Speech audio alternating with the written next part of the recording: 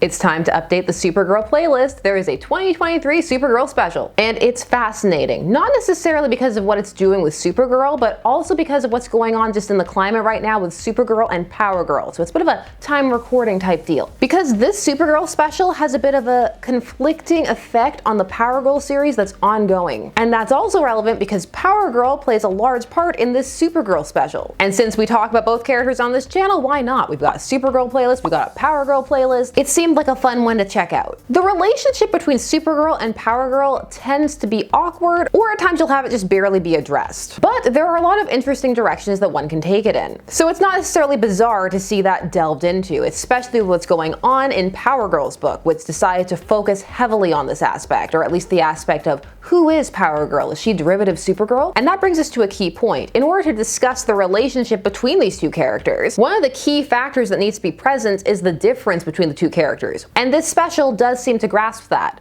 For the most part. It does till it doesn't. So what's going on here? What's happening with Supergirl? Well, for that, let's lay the groundwork. This Supergirl special is from 2023. It's written by Mariko Tamaki, with art by Skylar Patridge, and colors Marissa Louise. Mariko Tamaki is no stranger to Supergirl. She did the graphic novel Supergirl Being Super in 2017, which had art by Joelle Jones. It was an out-of-continuity coming-of-age story for Supergirl, and it was also a stealth launch for the DC Young Adult line. And at the time, it did well. It really did capture the idea of a coming-of-age story starring Supergirl and her finding her place, and it leaned heavy into the slice of life and teenage beats. Now that of course would get its own video. Never forget the pimple popping scene where she pops a zit and it explodes the whole bathroom. It always makes me think about Pustulio from Invader Zim.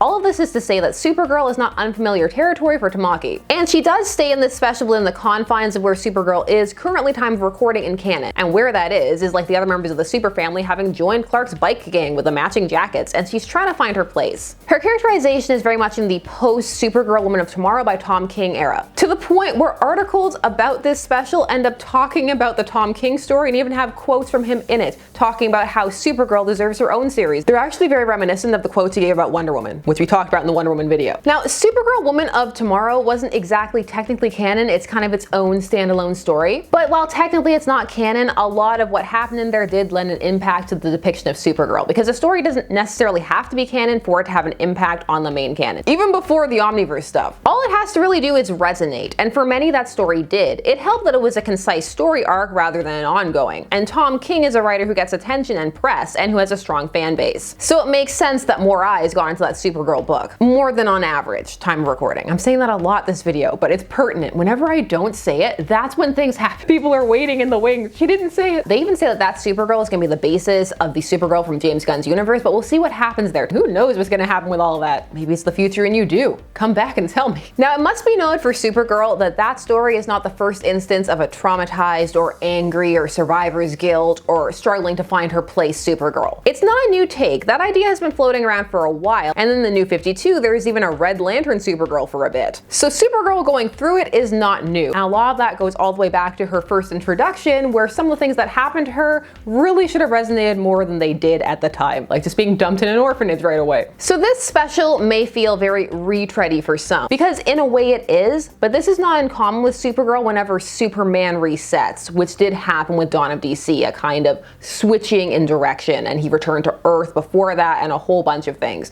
And whenever that happens, Supergirl tends to shift as well because she is tied to him. Because then the question comes up as what is her place in that story? What is the core part that she plays? And then it's just finding her agency in that, which has been done and can be done to great effect. It's been proven multiple times she can stand apart, but the connection remains. She's not a wholly independent character, but there's nothing intrinsically wrong with that. What is different this time is that it's running parallel to the Power Girl series, where Power Girl is going through the exact same thing. The cover of this special is a bit baity in that it implies a more action-based story than one gets, although in all fairness, it said ready to battle, not that she will be battling. You gotta read the fine print, get it out there. The story you're gonna get inside is a character-based introspection kind of piece. Character study. That's the word I was looking for. So if one went into it anticipating something else, they may be disappointed. The story opens on some decent representation of online discourse and comments that are made surrounding Supergirl and Power Girl. There's speculation about the idea that they must hate each other, or just can they maybe step on someone, please? The thirsty people would 100% pay good money to see these heroes take down each other, to be honest.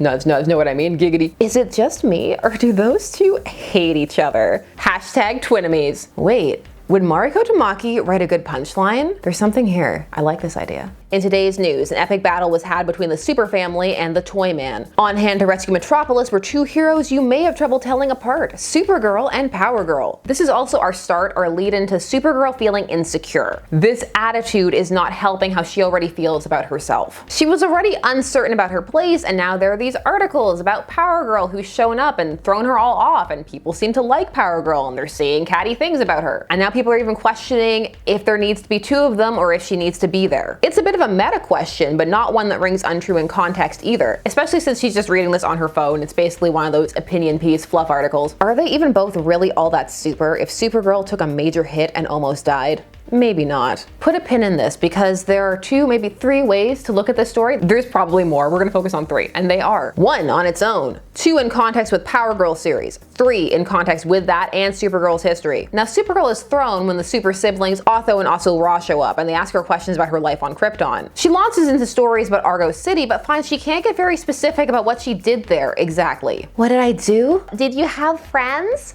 Yes. Did you go to school? Sure. Did you do superhero things?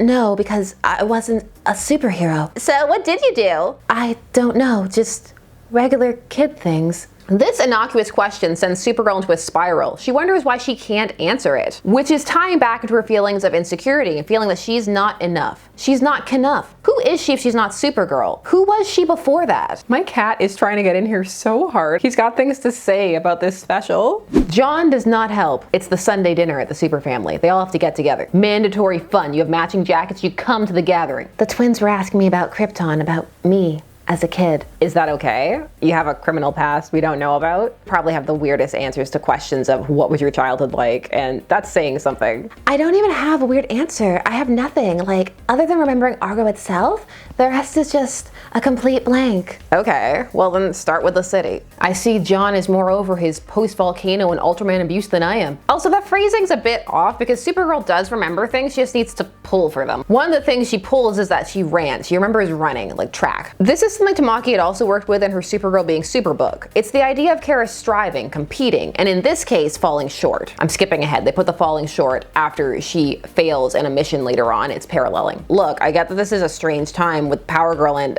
what I said about weird childhoods. We've all had some identity crises in this house, so I'm fine. John's kind of just floating around at the moment, 2023. He's more unmoored on a narrative level than Supergirl or Power Girl, arguably. No longer part of the Super Sons, no longer Superman. It's an interesting time for John, but this isn't about him. Supergirl goes home and has a traumatic nightmare about the end of Krypton and Argo City. She's pulled from it because there's an alert from Superman. A building is collapsing, she has to go help. And here she has an encounter with Power Girl, where her own feelings of inadequacies, they overwhelm her and they actually lead her to do some dangerous things that could have endangered some people. Because while she's there, she hears someone calling for help, and so she flies up to do something about it. And Power Girl follows, also to help. And she says she's got this. And this is where Kara snaps. I got this.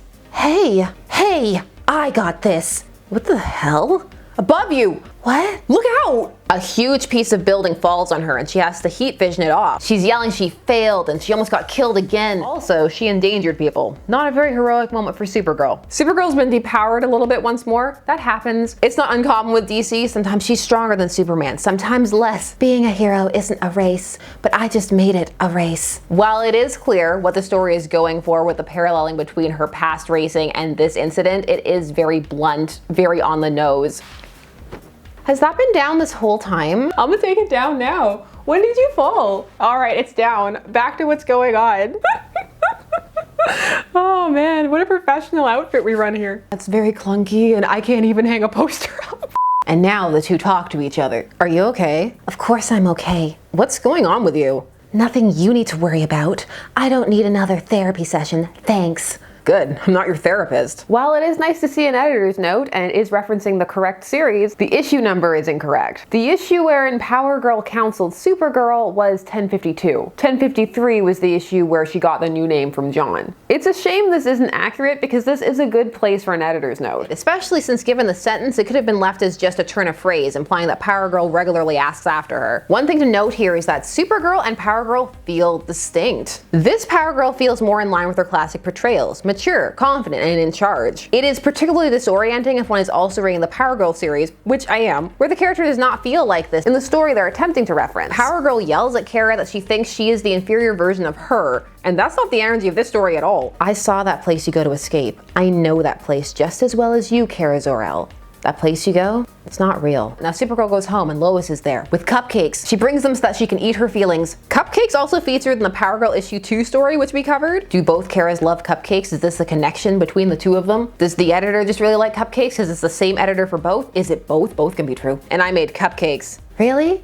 Sure, why not? I can do cupcakes. I can do lots of things, including cupcakes. My mom was a big fan of feeding depression. Am I depressed? Are you? And then we get the now famous or infamous 9-panel layout featuring cupcake eating. However, while those panels may not be the strongest and would play out better if animated, the theme it's going for lands. The idea that Supergirl just worries that she falls short. She wasn't the best before she left Argo City, and then she arrived on Earth too late in quotes, again, coming in second, to a Superman who was already grown and didn't need her and in fact had to take care of her, the reverse of the dynamic that she was anticipating. And now, here's Power Girl. And this is why it matters so much that in the Power Girl series, she's not on brand as the classic Power Girl, because here in the story where she is, you can really see that contrast that they're working and going for. Claw hands. It's this classic depiction that Supergirl's reacting to. Here is Power Girl, seemingly the more mature, confident, and capable version of herself, now on her team, on her Earth, in her life, once more making her feel like she's coming in second. If Power Girl is meek, mild, and trying to ingratiate herself with the super fam, none of this comparison really works. It doesn't land as hard. Instead, by contrast, if this is how Supergirl feels, then the Power Girl series is retreading this territory with a storyline that lends itself better to another character. This instead of having them be in different places, metaphorically, in their superhero journey, occupying different positions because even though they share roots technically as the same character, they are different ones. This issue really hones in on Supergirl in a strong way and ties back to something that has been key to Supergirl since inception, being worthy as Supergirl. Whether they addressed it back in the Silver Age or not, it was a core part of her character. He threw her in the orphanage. She had to wait until he revealed her to the world. She was his secret weapon. There were lots of thought bubbles all the time about how she was trying to live up to being Supergirl. It was a big deal. And then later in post-crises and events, it would come more to the fore, especially after they reintroduced her after her death. You arrived just in time to be the thing you needed to be. Supergirl. And then Lois leaves and Power Girl shows up and we get to see them interact a bit more. You gonna offer me a cupcake or what? You can have one of the vanilla ones. Rude. Wait, there's more than one type of cupcake? Lois made more than one type of cupcake? No wonder Clark married her. No wonder everyone wants to marry her. Heck, I'd marry her. Multiple cupcakes on the platter? That's dedication. You know what the security guard said to me when I saved him? After I put him in the ambulance? What? Thanks, Supergirl. You're my favorite. That probably sounds so fake after you heard me actually laugh in this video. I tried. This moment works in terms of where Supergirl is now and in terms of where Power Girl is generally, though not currently in her own series. If you're looking at the overall characterization of Power Girl, this is something she would laugh at as she's okay with herself and also laughs and uses humor to deal with things. And it's funny for Supergirl given what she was just being down on herself for. However, all of this character development and differentiation and making them feel separate is very undermined by how this series, or rather how this issue ends. Instead of leaning into the yes, these two are different, and even if they have similar pasts, they're on different trajectories, it veers backwards. I lost the race. It's not about being smarter, Kara, or faster. It's about a destiny. That is the longest race of all. I know me being here doesn't make things any easier for you either, but this is our destiny. A destiny we share. For what it's worth, you're my favorite too. Don't tell John. I would never, but I will tell you how he named me Paige, and I just accepted it. I know what they're trying to convey here, that there's room for both. However, by using the phrase destiny and shared, it makes it seem like they're the same character, just split, which does a disservice to both of them, and makes it seem as though DC Comics themselves is having a harder time reconciling the existence of these two at the same time than most fans do in general. If that is such an issue, perhaps the solution is to keep them further apart, rather than have them both be on the super family at the same time, especially if they're going to have plots that overlap and have them dip into each other's territories thematically. Perhaps instead it would be best to have Karen, or rather Paige, go off and be with the JSA and Huntress and those characters with whom she shares a history, and interact with the Superfam on occasion rather than have that be the focus. Because Supergirl's feelings of insecurity or inadequacy can play out without Power Girl right there. She has plenty of other reasons to feel that way. That can just be an accent. And the end. That was the story. Now, on the whole, this is a strong character study for Supergirl, even if it is retreading some territory and some of the exposition is extremely overt, conspicuous, and at times clunky. The themes underneath that it's going for still come through, even if there could have been a bit more grace in the phrasing and how it was put across. There is an understanding of Supergirl, and the issue makes the strong decision to be a bit vague with which canon it's pulling from, keeping details basic, which works to its advantage because by not putting very specific or obvious moments in play, there's less for this to push against. And given the error in the editor's note, that was probably the best choice. Which again is something that can be contrasted with the Power Girl series, which, time of recording, definitely colored how I received this. Were this to stand alone without all the Power Girl stuff, those instances of the clunk would seem like a bit more of a bigger deal than they do when taken overall with how everything is going on the whole in the DC universe. Although for some, if they're just looking at this, they may stand out stronger, which is why it's so important to know where you're coming from and why you can get such different readings on works based on subject positioning, based on what you're reading, based on past history, so many things. That's why it's always best to look at the work for yourself, because you may absolutely adore it or you may hate it. You won't know though until you experience it for yourself. So let's look at this the 3 pinned ways. Firstly, on its own. A solid piece for fans of Supergirl, which may land even better if one was a fan of Tom King's Woman of Tomorrow. It is debatable whether this had to be a special or whether it could have been told in backups, but this is the form it came in. If one is not a fan of Supergirl or this take on Supergirl and instead prefers the happier, more adjusted version, this may not be for them. Or as mentioned, if one was expecting more action and less rumination, then this again could be disappointing. Perhaps they were not expecting so much cupcake eating. However, to this issue's advantage, it does stay in introspection mode. It doesn't veer off and try and do action and hence try and balance both. So in that sense, there's cohesion in the chosen story style. What action is there is in service of the musing. But on the whole, for a story that is just looking to get into Supergirl's head, it definitely does that. Now compared to the ongoing Power Girl, this story is not helpful. It weakens that run by highlighting the strengths of contrasting Power Girl and Supergirl and how distinct they can feel with very little effort. Tamaki does a good job up until those last few panels of making them feel like different characters. However, it also showcases the struggle being had at time of recording and separating these characters from each other, and the seemingly deep-held belief somewhere at DC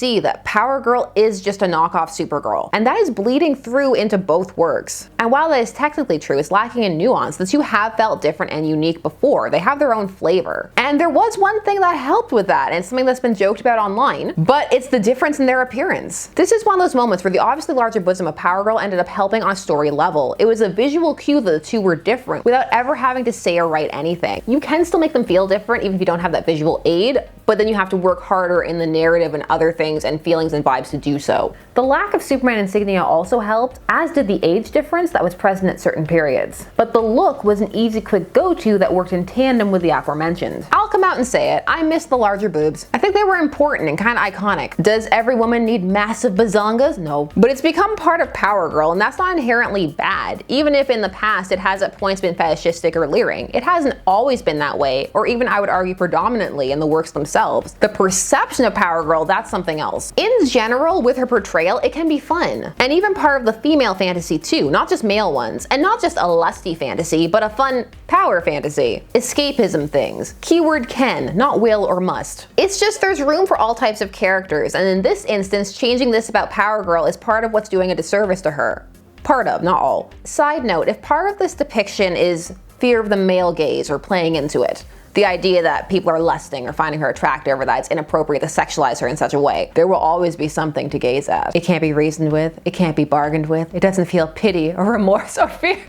And there is a way to lean into it without getting gross or creepy. Just like how it's leaned into for women. Cake for all. Also, she could have the same physique and not necessarily be sexualized. If one even feels there's something wrong if she is. Of course, all of these are generalizations. There are exceptions, of course, and of course this is also through a heteronormative lens. There are many conversations that can be had about this, and we're veering. Those are conversations for another time. This, while a decent piece for Supergirl, made Power Girl and Supergirl existing together feel a bit redundant, which in all fairness is a feeling that some fans do have. Do you feel that way? Now finally, the third pin. all together, everything together. This does slot well with Supergirl's history and how they're positioning her time of recording. And while it didn't add too much to the overall universe, it does help cement where Supergirl is time of recording, which is what they're going for with Dawn of DC, which is a kind of soft relaunch type thing. So it makes sense in that context. None of this is happening in a vacuum. It does what it sets out to do. It highlights Kara's feelings. So you know those are just my thoughts, and now I want to hear yours. I want to hear from you. I'm all on the Supergirl and Power Girl train. Side note, and apropos of almost nothing, I'm a little sad that Mariko Tamaki Hal Jordan Green Lantern series didn't happen. I'm so curious as to what that would have been like.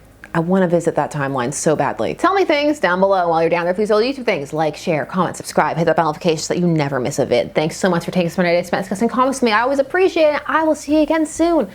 I'm gonna put the Joker Starry Night poster back up. My tape failed me. Unidirectional bonding strip. Mr. Lightyear wants more tape. See you again soon. Bye-bye.